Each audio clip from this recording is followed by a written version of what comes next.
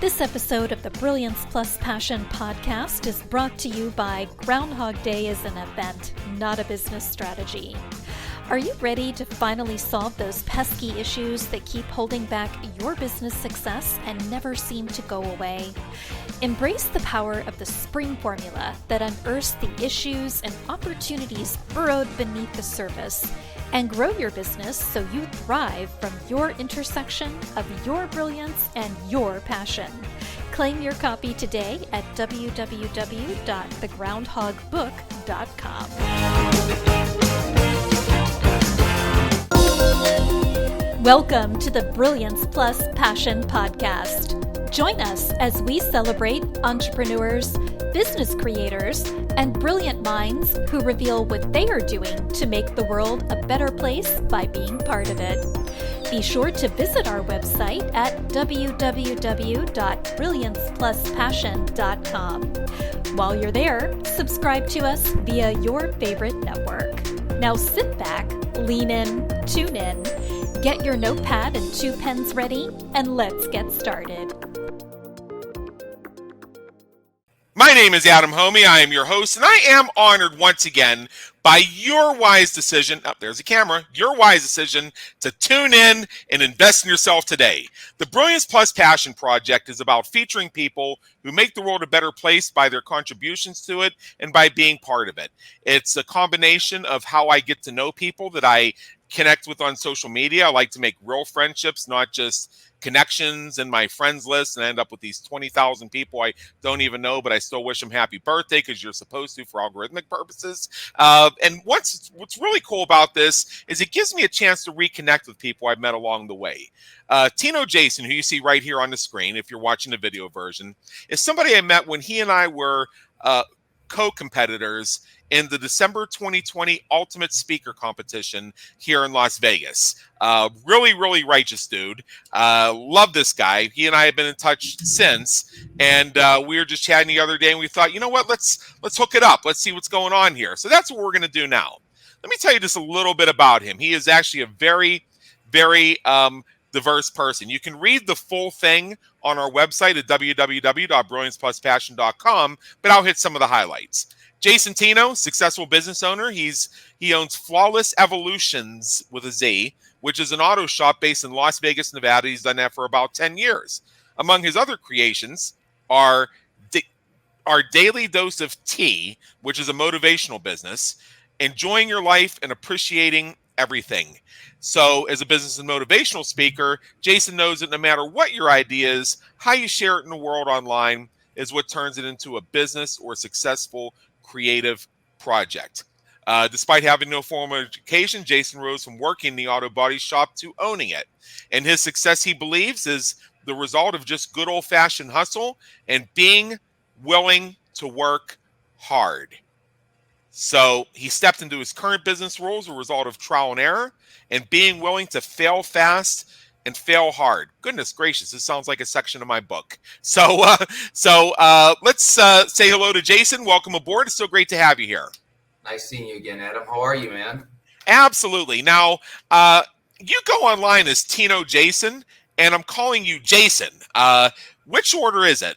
I just go by Tino, man. You're good. All right. Well, you know what? We're going to call you Tino for the rest of our time together. There we go. I was pulling his bio from something you gave us, and it's really cool. So we're just going to go by Tino because that's how I've always known you since the very beginning. All right. First question, in your own words, how do you make the world a better place for your clients and the community at large? I fulfill a childhood dream, man. My customers come to me for wanting that car that they longed for when they were little kids. Most of my customers want that 69 Camaro, that 72 Chevelle. And the joy that they get when they leave my shop is ridiculous. I mean, I used to do regular cars all the time, and it's not the same thing. You have a person that brings you a car to get it repaired. They're not really smiling. You know what I mean? Right. And if you try to do the job fast, there's usually a lot of flaws. My customers now want quality, so everything I do is very meticulous. And I want my customers, so far have been able to do it, to see almost tears come out of their eyes, which I love, man. It means I did my job right. Everybody's super happy. Yeah. So I fulfill childhood dreams, man. Awesome. Awesome. Awesome. So what is it that you actually do, in your own words? I restore, repair, and fabricate cars.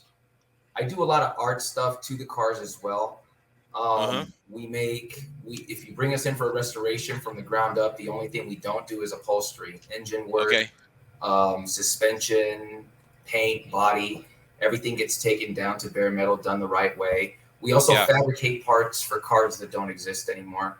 There's a lot of things in my field where they want it the exact same way, and you can't get things like that anymore. So somebody has to make it. So we do fabricate parts as well. Yeah, yeah. So when I do get my next third generation Camaro and I decide I want to do a few things with it, I'll probably drive it up your place. I'm excited. Yeah.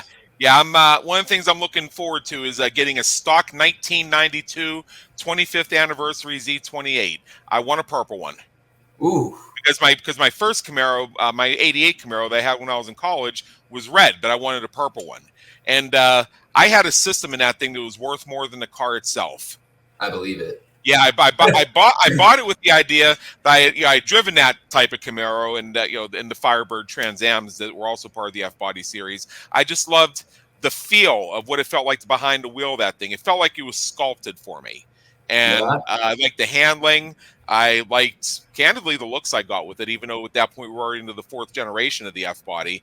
But my plan was what I really wanted was a system car. So folks found it a little bit weird when I picked up my 88 and I brought her home. And their first question is, where's the T-tops? Now, you and I both know that T-tops no longer exist for a reason. And my reason at the time was real simple. I couldn't have that happening. So when people are considering working with you, what are some of the frequently asked questions they have? So is it as fast as the TV shows is one that I get a lot. I didn't think that one would be one of those, but is it as fast as the TV shows is one. Can you tell me what my car is worth? That's the other one. I have no clue. And I pay people to come and do the cars that I send to the auctions. I pay people to come tell me what the cars are worth. I have no idea what they're worth. Yeah. And how long will it take?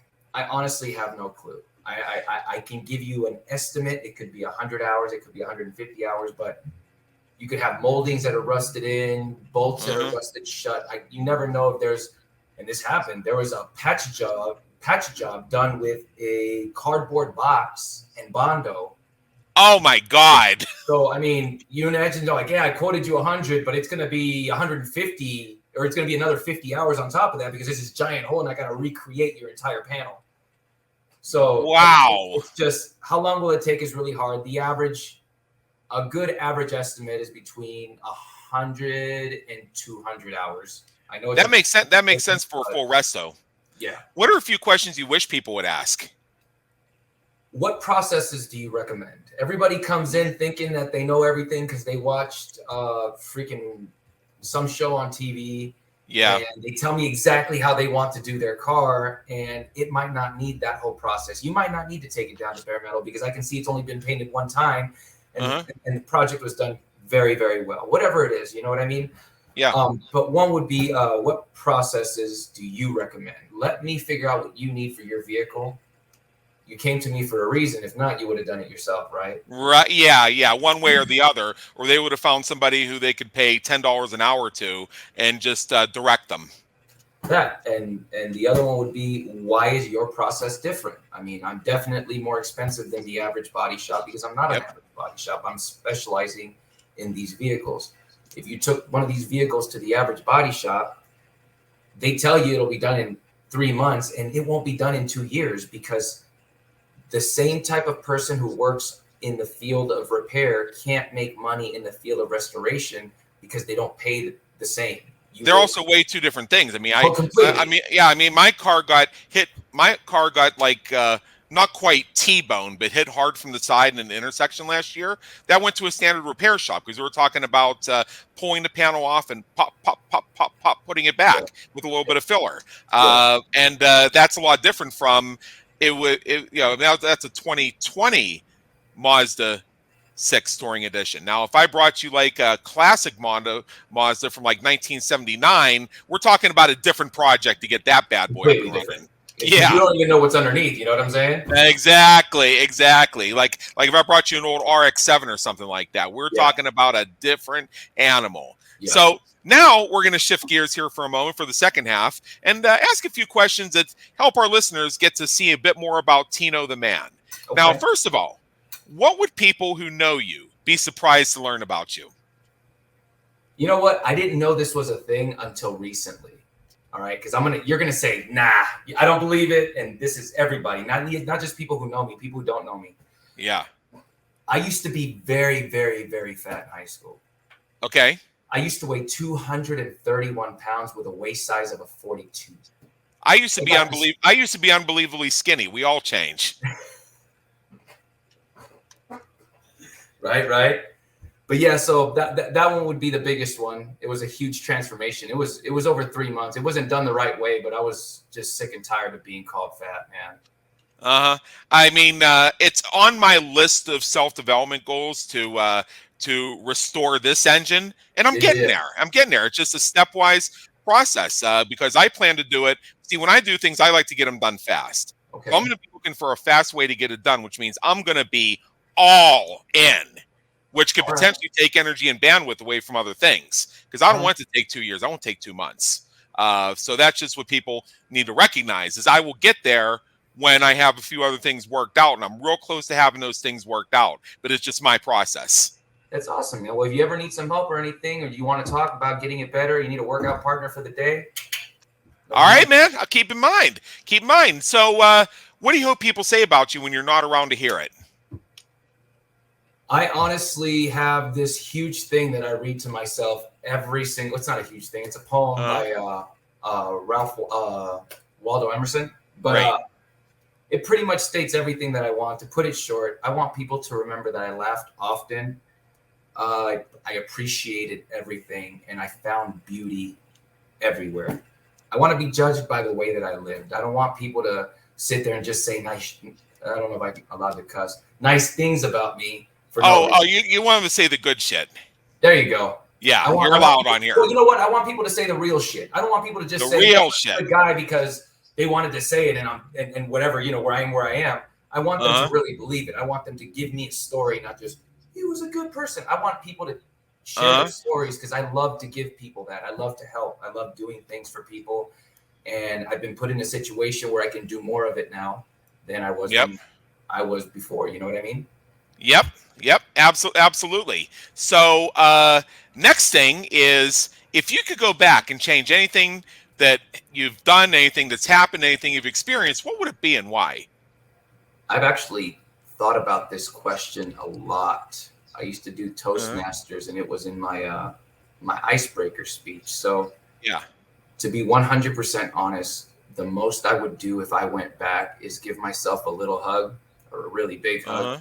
And tell myself that I'm going to be in for a lot of shit and it's going to be okay, because when you reach the moment when you figured it out, you'll have an awesome family, kids, wife. You'll be not exactly where you wanted to be, but definitely a lot better than you thought you were going to be.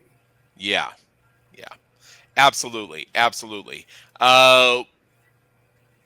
If you could go back and, what famous person, if you could meet them, alive or dead, would you like to connect with? And what question would you have for them if you had the opportunity? So this one's twofold. I read a lot of history, man. Me too. Awesome. So one of my favorite people from history is Theodore Roosevelt. Yes. And I couldn't think of one thing to ask that man, because that man reminds me so much of me. We would probably just wrestle in the White House, and I would ask him for advice, honestly. So the person that I would say, if I could go back and meet, would be George Washington. Okay. And the reason I would want to talk to him is that's a lot of shit to endure and keep going. And a lot of people don't know that he paid for most of that war himself, especially the beginning. Oh yeah. I mean, that was privately funded, and Yeah.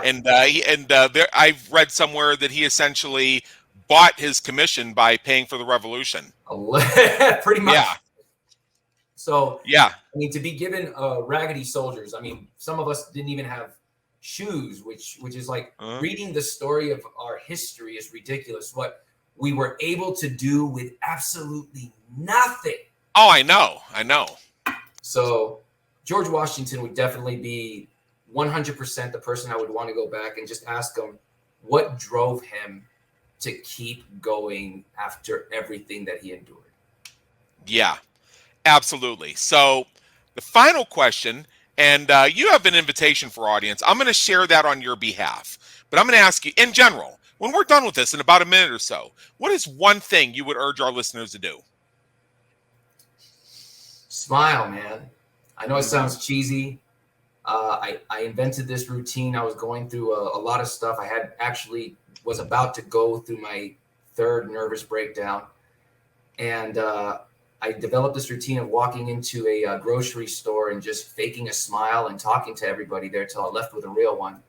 Yeah. And you never know who needs to see that smile or say that good morning, because I know I've been told a lot of times that people have needed it. So smile and take your daily dose of tea. Enjoy your life. Appreciate everything. And take some time for yourself. Not in that order, because that doesn't spell tea, but you know what it is.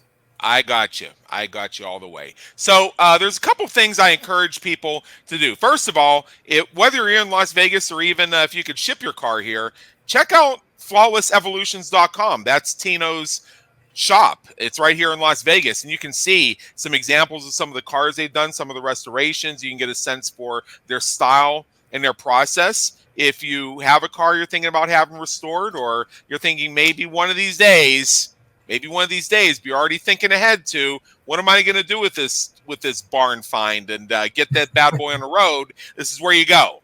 And as you can also see, Tino's a very motivational person. So he happens to be a motivational speaker. He's a trainer and he's a mentor. So if you go to this site at letsengage.com, so it's www.letsengage.com/talent/Jason-Tino. Check that out as well. Both the links are on our website. Just go down to the website section. You'll see it.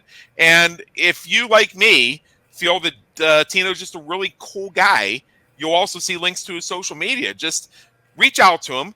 Send him a quick note that says you heard him on the Brilliance Plus Passion podcast, just so he knows you're not a random, you're not a copy spammer or anything like that. Just say, yo, man, caught you on Brilliance Plus Passion. Awesome episode. Want to connect. And he'll connect with you. So with that, Tino, Jason, thank you so much for being with us today. It's been an honor, and believe me, an education. Thank you very much. I really appreciate you having me on. Thank you for tuning into the Brilliance Plus Passion podcast, where we celebrate entrepreneurs, business creators, and brilliant minds who are making a difference for their community, market, and audience. Remember to visit our website at www.brilliancepluspassion.com and enjoy even more great episodes like this one. Again, while you're here, subscribe to us via your favorite network. We look forward to seeing you next time on the Brilliance Plus Passion podcast.